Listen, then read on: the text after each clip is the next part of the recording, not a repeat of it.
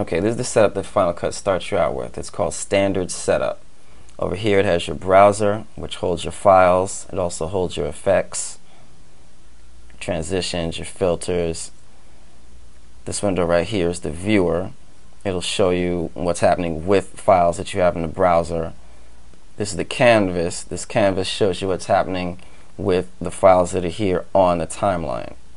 So the way this is set up isn't really intuitive for beginners, so basically what you should do is go to Window, Arrange, and 2-up. And what that does for you is it sets up a vertical relationship between the windows. So you have your browser here, where if you import a file and you double click this, you get to watch the file that's in your browser, so it's right on top of it. Now if you take this file and you set some ins and outs and you copy it over here, now what's on the timeline is what you're seeing in the canvas.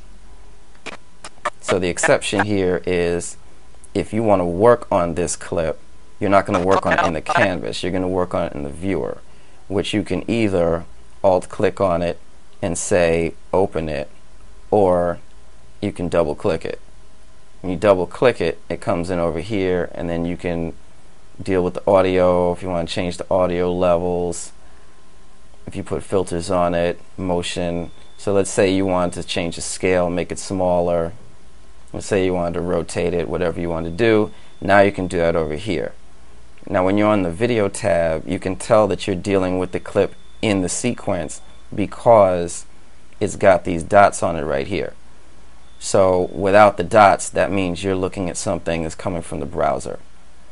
So that's how you can tell what you're using, and this is a lot better for people to start out understanding what the relationship is, where the viewer is showing you basically your files that you're about to bring into the timeline. Your timeline is showing you your actual program, and you're seeing that in the canvas. Another way to set things up is called color correction.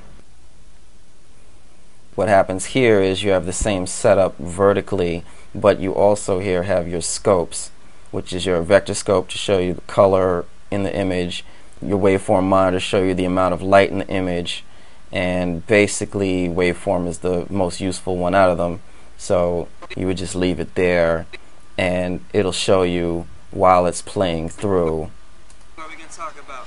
Oh no. the amount of light in the picture.